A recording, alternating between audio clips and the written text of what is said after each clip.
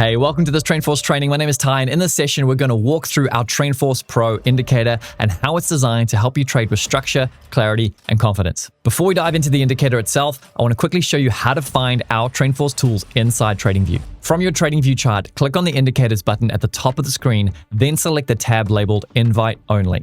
Inside that tab, you'll see the custom TrendForce tools that have been shared with your account. Click the star icon to add them to your favorites, and when you click on any of the indicators, they will load directly onto your chart. As you're watching this training, I also recommend following along with your TrendForce System PDF. It includes strategic screenshots from key moments in the session, along with written explanations to help reinforce what you're seeing on screen. You'll also find detailed timestamps in the video description below, so you can easily jump back to specific sections whenever you need. Once your tools are loaded, you're ready to go. Now I'm going to hand it over to Dad, who will walk you through exactly how the TrendForce Pro indicator works, what each component means, and how we use it inside the system. Dad, over to you. Thanks, Ty. Let's jump straight into it. The first thing we're going to be looking at are our volume bands and our moving averages. Let's first turn on our TrendForce Pro indicator. So that will load, and here we are looking. So we're starting with our volume bands. This provides the basic foundational framework for our whole strategy work. So everything is built around these bands. Now, there's very important key I need to say is that they plot at the same level no matter what time frame you use. So if you're used to moving averages, for example, a 55 moving average on a 1 minute will be in a very different place on a 3-minute chart or 5-minute chart or a 4-hour chart. But the amazing thing about these bands, no matter what time frame you trade on, they appear at exactly the same level. The time frame doesn't change it. I'm working on a 1 minute. We prefer the 1 minute chart for execution. And so that's what I'm looking at tonight. So these bands basically define where value is. We want to trade where value is. And so we can see there are 5 bands that are plotted here. So we can see we have our mid-value band, our mid-volume band. So that is the blue band in the middle. Then above that, we have the upper volume band. We just called it the UVB. Then over here is the lower volume band, that's yellow, the LVB. Then on the outside, we have our outer volume bands, OVB. And down here as well, that's also an outer volume band, OVB. But we differentiate between these, saying the red one, the top band is overbought and the lower band is oversold. And so let's look at these bands just one by one. So the most important band is our blue band in the middle, which is our mid-volume band. So this is the blue band that goes across the middle, the most important. So this is basically a weighted average. It's like a volume moving average. And this is basically defines where fair value for any particular instrument or currency pairing is. I'm looking at gold. So this band is defining where the average volume price is for gold. So think of it as where most business is transacted. And so this band is important because it tells us who's in charge.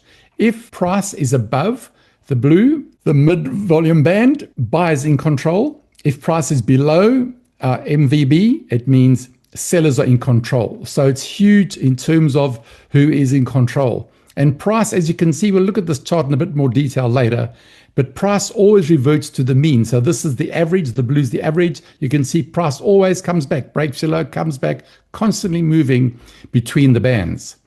And so the key is, the reason why we've made this the framework is because large institutions, their algorithms, their orders are all executed where these bands are.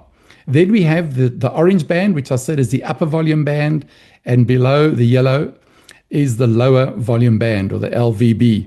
And so basically this is the normal trading range. So most of price moves between the upper and the lower band. So they work like standard deviations with the blue band in the middle.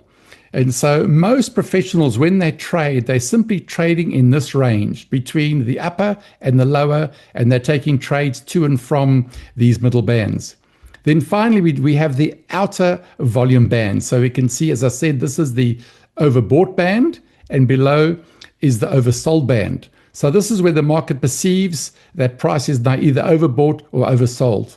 And price hardly ever moves beyond these bands. So if price does cross over, it doesn't stay there long. We can see here it crossed over briefly and then came back here. It just sort of poked its foot out and came back inside the band. So price very seldom moves beyond these bands. If price does cross over, it tends to then move back very quickly. And of course, the closer you become to these bands, the riskier trades become because it's likely to reverse. Like here, price came close, reversed, tested again, and went the other way. And so once price enters these outer volume bands and rejects it, this is what really initiates reversals. And reversals become highly probable once price moves above or below. So these bands really explain a whole lot of how price action works. That's why we've made it the framework for our indicator. And so the further price stretches from value, which is the middle, the more likely it's going to come back to the mean. All right, but you don't just press sell and buy. When price hits these levels, you need a confluence. You do need some confirmation from other lines, which we'll come to later. So another key thing about these bands before we move on is they do reset. And that's a real key. They're not like normal moving averages, which they meander the whole day. You do have resets for these. And so we can see if we turn on the indicator, and we look at under inputs, we can see we've got our volume bands, and we can see there, they're all defined there, what they are, like I've been saying. And you can edit the colors if you wish, but these bands always do reset. That's how these volume bands work. So the default is market and session open. You can choose either to have the market open or just have them on the session open. So basically the market open is when the market opens at the start of the day. So in New Zealand at the moment with daylight saving, 12 midday, the market opens. Now the session open is whatever you happen to trade in that time frame. We trade a lot of the New York Open. So the New York Open, that would be the session open, and that is 3:30 a.m. New Zealand time, which is 9:30 a.m. New York, which I think is Eastern time. So if we have a look here, I'll show you the example. We can see here's the big reset. And so orders are placed at the start of session opens and market opens. So we can see the previous day, the bands have got really wide. And then here we go, session open, New York Open, 3:30 a.m. New Zealand time. The bands then reset and start again because orders are placed at the open. And you can see price meanders through the whole session. And again, the session closes. And now the market opens again. This happened to be Wednesday today, 12 midday in New Zealand. The market opens again. And so the trend continues. But you can see how easy these bands make trading. If we just look at gold today, it is so predictable. Price became overbought, moved down to the upper volume band, rejected that, down to the mid volume band, up to the upper, double top, rejected, down to the lower, mid, rejected the lower, down to oversold, a retest on oversold, and up. So price is continually throughout the day moving between these bands. So they do reset like that, and that makes it very, very easy to trade. Next, we're going to be looking at our moving averages. So I'm just going to turn those on. So an indicator, we turn the indicator on and we go down to settings, and you'll see that lower down, there's a setting to turn on the moving averages. So we're just scrolling down, and here we're going to click on moving averages. So these are another key part of our strategy. So we basically have four. So we look at them. In fact, if we look here, you can see the colors. We'll just scroll down to our moving averages, and you can see the colors and how they're named. So we have the 55. Now that's got four colors. We're going to look at that in detail. Then we have the EMA 233. It has two colors, dark green for up, dark red for down. Then we have a 987. EMA 987, that's electric purple. And then finally, we have our EMA 2584, which is teal. So these help us, find safe entries while we are trading. So the volume bands create the framework, and then the moving averages give us easier places to enter. So basically, the bands show us where value is, but the moving averages give us permission where entries may be safer. So they help us to understand the strength and direction of price movement. And so the four EMAs, we'll just have a look at them one by one. So the key one is our EMA 55, one of our first safety calls for entering trades. So we only like to take buys when price is above the 55, like over here. We only like to take sells when price is below the 55. Now you can see that the 55 has got a number of little colors and dots and lines. So I'll explain that very quickly. So if the trend is strong, we'll find that green circles begin to plot, and you can change the size of the circles if you wish. Under inputs, you can change the size of the circles, but you can notice these circles, when circles plot, bright circles, it means the trend is strong. You can see the bright circles plotting. And when a line plots between the circles, that means it's very strong. That means a high chance of continuation. So we can see from this move, price broke above the mid VB, and we can see that a green circle started plotting. That means the 55 is strong. And even though they stopped plotting there, the line was plotting, which means continuation. We can see exactly what happened. Price continue up. It's the same for a bearish move. Once bright red circles start plotting, it means the trend down is strong. And when you start getting a solid line plotting, that means the trend is very, very strong. And that helps you to stay in trade. So here's a good example. We can see from this move down, the trend, the line plotted. Although there was a big pullback, the line didn't stop plotting, which means safe to stay in the trade, continuation. So that is basically how the circles and the lines work on the EMA 55. And so again, if we want to be a safe trader, we like to enter above the 55 for a buy and below the 55 for a sell. But there's another safety factor, and that is our EMA 233. When those are aligned, trades become even safer. So when the 55 is above the 233 here, it's very close to our mid VB, so it's harder to see. But we can see this is a very strong entry because the 55 is above the EMA 233. We got green for the uptrend, and there we can see a huge move up on gold. And likewise, we can see here, it's not a full trend here because we got the 55 above. And so when the 55 is above, we give more detail later. Generally, the 233 can become your target. But look here, we can see here they switch around and the 55 plots below the 233. That means a much safer trend to enter. Then we also have got the higher time frame ones. We have the 987, which is, our electric purple, and also our 2584.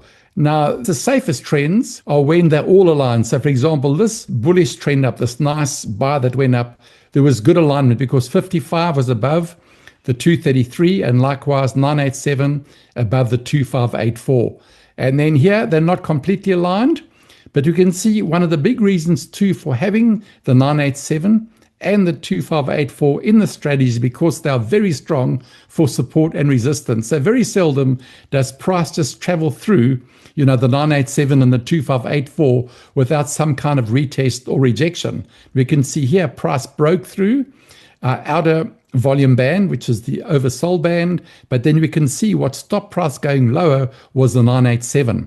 So sometimes they don't feature. If the market is trending strongly, we only will see the 55 and the 233. They're the main focus, but then again, we like to look at the 987 and the 2584 just for higher trend confirmation. So those are all our moving averages. Right, next we're going to be looking at our signals and candle colors. And so if we go to our indicator, we can turn on our signals. Now we have 3 signals, and I'm just going to turn them on. So I'm just going to scroll down. At the moment they're off. Everything in this indicator is completely editable, so you can turn things on and off. You can change colors, and so there's a lot of freedom. So let's go down to our signals now.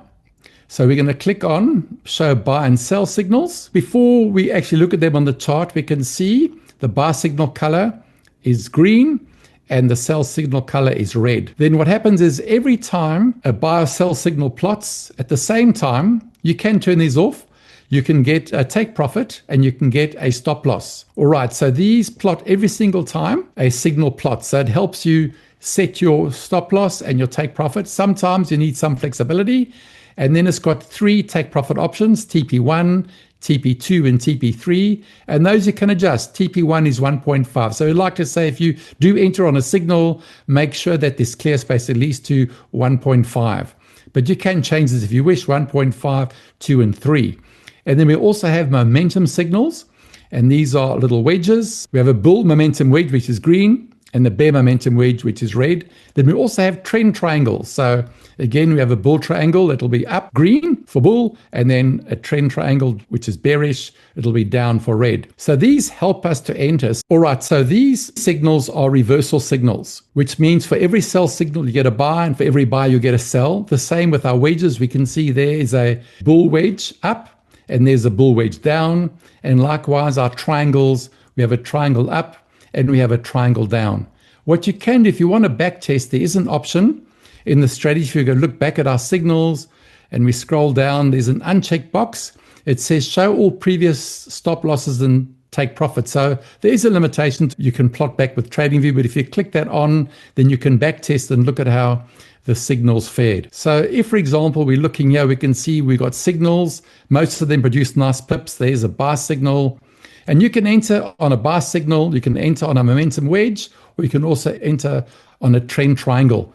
If they're all plotted at the same time, for example, we have a sell signal, we can see our trend triangle, and we can see our bearish wedge, all plotting on the same candle. That raises the probability that price will reach its target. So from the blue band, your obvious target would have been trading down to the yellow. And you can see when you've got three signals on one candle, it becomes high probability, or even if you have two. So here we got a buy signal, plus we have our trend triangle, and then one candle later, we got our bullish wedge, and we can see, price rose up there versus gold. That was a 300 pip trade. And so these are plotting all the time, and they're very helpful for entries. Now, we're not limited by signals with the strategy. We'll talk about that when you talk strategy. You can enter without a signal in some places. But generally, when price is rejecting lines, we can see almost every signal here is producing pips, some less than others. There's a good sell signal. You will get some false ones. Obviously, we can see reasons not to take that. And that one was you oversold. But once you oversold, off we go. So those are our three signals. Okay, next we're going to look at our candle colors. So I'm going to go to our indicator under inputs, scroll down to candle colors, and I'm going to turn those on. There are our candle colors. All right, so we have 5 basic candle colors, and these give us a huge amount of information. They also give us confidence to enter trades or to stay in trades. And so if we look firstly at the bullish candles, they're either going to be dark green or a bright green. Now, generally, the philosophy of the whole program with this indicator is that bright is better. So if you're in a trade and you see a bright candle, it's highly likely that trend is going to continue. So here we can see you could have entered this trade on this candle over here, this dark candle, but by the time you came to the second candle, it's gone bright, and look, price rushes up and meets the target. And so bright is always stronger. So even if you look back at this trade over here, you can see once you start getting bright candles, price tends to move up. And so bright is good. Likewise, for bearish, we have dark red. We also have bright red colors. And we can see, for example, this is a great signal. When you get a bright candle on a signal, that becomes a high probability trade. So we can see on the signal, the candle immediately changed to bright red. That means a high possibility of reaching your target. In this case, your target would have been the low volume band. Here's another example, a good one here. Here we get a signal. We got 2 signals. We got a trend triangle. We got 3, and we got a bearish wedge. And on one candle plus, you've got a bright red candle, high probability that's going to go down to the target, and that went all the way down to our oversold bands, our out of volume bands.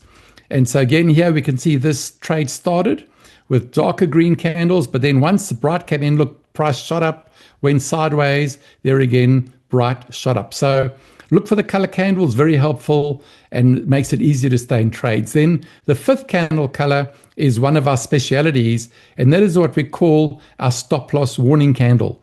And so when you're in trades, it's often difficult to work out when you should move your stop loss. And so when a white candle plots, like for example, price rejected our upper volume band over here, we're in the trade. When you see a rejection like that and price begins to move, there'll always be a warning. And so here, this white candle plotted stop loss, that means move your stop loss to at least break even, but maybe begin to start trailing it.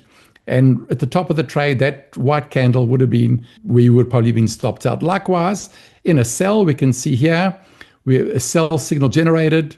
We got a white candle very early. That means, maybe trail your stop loss down, another one over there, and finally, that would have been pull out of the trade. So they usually work very well. Here's a good example. Here is a sell signal, and you've got bright red candles, nice bright red candles moving all the way down. That's your first warning that the trade could reverse. So you would have put your stop loss maybe above the white candle there. But in this trade, your target would have been our yellow LVB, our lower volume band anyway. So they're very helpful, for trades. Here's a trade here. There's a buy signal. No need to move your stop loss too quickly. I know many beginners, they often move their stop loss very quickly. Then it pulls back, stops you out. You don't have to panic about moving your stop loss until you get a white candle. So here we got a buy signal. Your first white candle was even beyond a potential target. It was above the LVB, and your target here would have been the 233, and you would have set your target there. You wouldn't have got stopped out. Would have been easy. So look for the white candles. Very helpful. Let's look at, here's another example. So here we got a triangle up, our trend triangle, price moving up. There's your first warning to move your stop loss. And if you trailed it up, you could have gone right to the top and you would have hardly lost any pips. So these are very useful for moving your stop loss. Now we're going to move on to look at our key levels. This is a hugely important part of our strategy because this determines safe entry. So I've trimmed back the indicator, and the way we've done this, we will talk more in detail when we talk strategy, but we like to trade with a split screen and have 2 time frames. And in the indicator, the levels I've got here exactly what chart you should put them on. So the first key level is London highs and lows. If you click information, it says M1 chart and also says useful after London close. So this is a key level that we use. You can see information M1 chart. So we put on our London highs and lows, also our M15 opening range. You can see that M1 chart. We also click that on. And if we scroll down, we want also our big round numbers. And we can see there's a default here because big round numbers are different. The Dow, the NASDAQ, and the Nikkei all have 100 intervals. Gold, it splits them down to 10. Bitcoin, 1,000. So because we're on the gold chart, I've selected gold. Then also our pivots. They are calculated on the previous day's high lows, open and closes, and this is quite a complicated calculation. But basically, it plots the daily, weekly, monthly, and quarterly pivots, which are huge for support and resistance. Now, all of these are editable. The pivot line color, I've got it very dark at the moment. I'll just turn it up because we're doing training to make it a bit more visible. I'll turn up the opacity. Then the last thing we put on the 1 minute chart is our dynamic POC, which has VAH and VAL, which is value area high and value area low. So we can see, now if we look at the chart, we can see how important these key levels are because price moves between key levels. So again, our volume bands are our framework. But if we just have a look at how price action has worked today, we can see, for example, look what's happening here. This is our 15-minute opening range. This is the 15-minute high. This is the 15-minute low. And look how price action is effective. We can see price couldn't break above the 15-minute high for quite a while. Eventually it did and got through to the volume band. Here again, price broke above the 15-minute high, but it came back, retested it. And these work throughout the day. So again, just after the market open, around lunch today, look at price really testing our 15-minute high. Then we can see as well, this blue line is our London high. Price really respects that too. Look, price broke above it, came back, retested it, broke above, then a big retest down to the London high and an upper volume band. And again, we can see also our pivots. This white dotted line is a pivot. Look how price came exactly to the millimeter to that pivot, then a retest, the rejection, and up price goes. And we can see here too, we're looking now in the afternoon session. Now, this is what the chart would normally look like. We can see up these solid gray lines are big round numbers. We can see price moves up, continually testing these key levels. All the time, price is testing these levels. We can see here, for example, this is 5,080. Price rejects the upper volume band, breaks through one big round number, climbs to the next. But look at price action around these. So we're continually looking at price action. All of these have got labels. So we can see here there's London high. P means a pivot. We haven't labeled all of them, but it'll just create noise.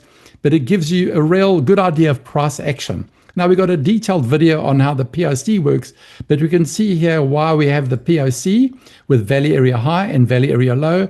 70% of volume is normally traded between the VAH and the VAL, but look at price action here, why we like it. We can see, look at these lows here. Price couldn't break below the value area low. And when it did come up, when it did break, hits the POC, back to value area low, around the POC breaks through, gets to value area high, but of course also testing a big round number and also our upper volume band. But there's continual price action around these key levels. So these are ones we have on the 1 minute chart. Next, we're going to look at key values on our 3 minute chart. Okay, now we're looking at a 3 minute chart. I said earlier we like to have a split screen so we can look at both the 1 minute and the 3 minute at the same time. And so again, in the indicator, I've got all the levels marked out that need to go on the 3-minute chart. So these are called little tooltips. So we can see here, we have the H1 opening range. If you hover over the info, it says M3 chart. So we turn that on. And then there's a couple of others we're going to look at. Key levels, prior day highs, lows, and current session.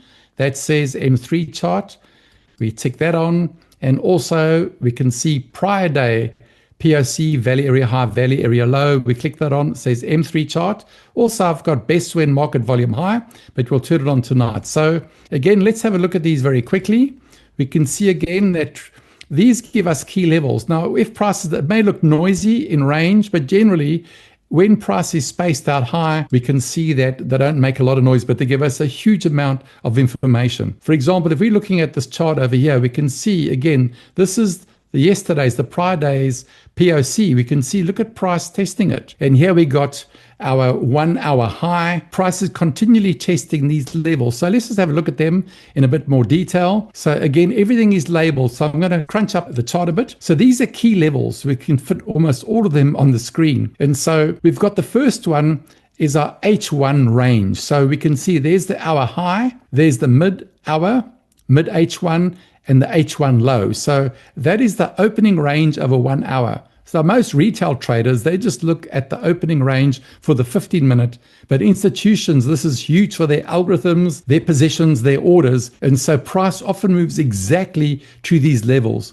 If price breaks above the H1 high, then we would call it H1 high plus 1, plus 2, plus 3. These work like standard deviations, much like our volume bands. And likewise, if price breaks below the H1 low, there's a high probability it's going to get H1 low minus 1, H1 low minus 2, or H1 low minus 3. So this is a huge framework on our 3-minute chart. Then I mentioned we also have the prior day POC with the prior day value area high and value area low. Then also we like to look at the previous day high. Let's just see, look at this. So this is, PD high was yesterday's high.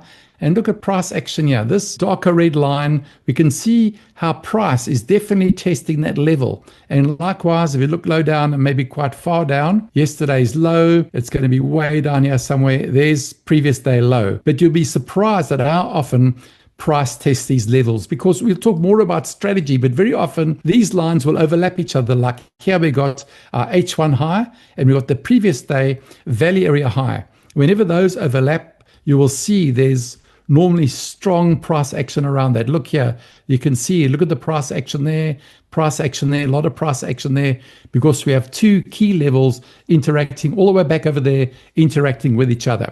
So we talk more about that with strategy, but those are the key levels that we look at on our 3-minute chart. But there's one more key set of levels we want to look at, and those are the weekly levels and the monthly levels. So as always, we'd like to split things between our two screens so they don't clutter. If we scroll down our inputs, you'll see here prior week levels. So I've already got my 1-minute screen, so I'm going to click those on. And then if we now look on a 1-minute screen, I'll just blow up the screen. You will see they don't appear very often, but when they do, they're hugely significant. So right now, we'd have to scroll quite far down to see, here we go, the previous week high. So these have got 3 levels. They're recording the previous week high, then the previous week mid, which is between the high and the previous week low. And again, these are huge, again, for support and resistance. I mean, sometimes, for example, at the open, price would have flown through everything. But if we just look at one example before the monthly, if we scroll back here, we can see when price last touched the prior week mid. So here we go. There's a lot of price action here, but you can see how price broke above. It tested the mid level from the prior week, broke through, came back, and then there was a retest. We love a retest. So we can see,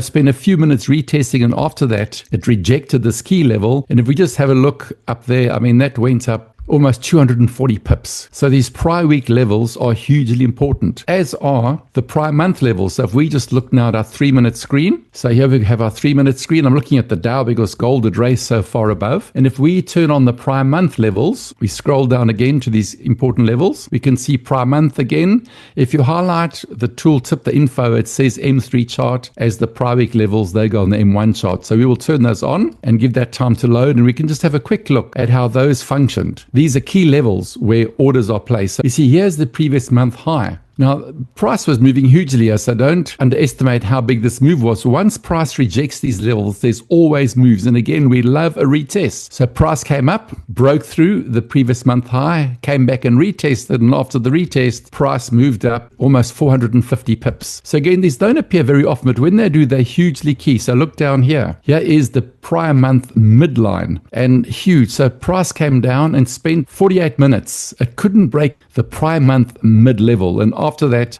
price flew. That's 700 pips. It even went higher. So keep an eye on these. They are huge for support and resistance, and make great entries when price tests them and rejects them. And finally, we're going to be looking at our TrendForce table. So we go to our indicator, we click on the bolts, then we scroll down and you'll find it lower down. Here it is, strength meter table. So we're going to click that on. And again, our info tells us M1 chart. You can put it where you want, but it's best on the M1. All right, there are different sizes. The default is normal. You can have it small if you're on a cell phone. It'll go very small. Normal's the default. I've set it to large for this demonstration on our video, so it's more visible. All right, then what it is, it's mentioning the strength of the trend on every candle on 4 time frames, in the 1 minute, the 3 minute, the 5 minute, and the 8 minute. You can click or leave them all on. The default is all on, or just look at a few. And then it gives it a score out of 7. So if it's a bull bright, 6 out of 7, you'll have a bright triangle up. Dark is not as strong, 4 to 5. It'll be a green triangle up again. The bear bright, you'll have a triangle down. That's 6 and 7. If there's a score of 4 and 5, it'll be darker. If it's neutral, it'll be 1 to 3. So if we click OK, we'll see now we have the table over here. Now this information is based currently on the live chart, but I'm going to use the tool to show you how it works. So it's a useful tool just to see how strong the trend is on every candle. So if I use the replay function on TradingView and I pop it just before the signal, you'll see the table will pop up on the right there while it's just reloading the information. And you can see currently with price sitting where it's at, we're kind of between the mid VB and the lower VB, a bit rangy because we're below. Yes, sellers are in control. If we look at the table, we can see, we got triangle down for all 4 of them. Gives you a strength. The 5 is still quite strong down. The rest not as strong. 6 down on the 5 minute, 5 down on the 3. But let's turn on the replay function and see how it plays out. Now, the purpose of this is to tell you how strong the strength is on every candle, and it can help you stay in a trade. If high time frames are stronger, it can be an indication of a continuation. So right now it is on 0. Let's press play. Here we go. So let's watch how this plays out. So again, we can see immediately how it is showing the strength, and we can see how right now it's already 6 on the 1 minute. It will drop and change as price pulls back. So we got 4, we got 6 again, and you'll see when price begins to take off, watch the table. It's going to give us some great information. So we can see now our 8 minutes on 5. That means potentially this is going to move. And as it gathers momentum, look, 8 minutes on 6, 1 minute on 7 just changed to 6. Now it's getting very strong. And so it will be opposite for a bearish move. You'll have bright triangles down, but that's telling you this is a good move. Look, there were all 7s there, and look how price is bolting up. So if you were in this trade, it could be a sign, to stay in.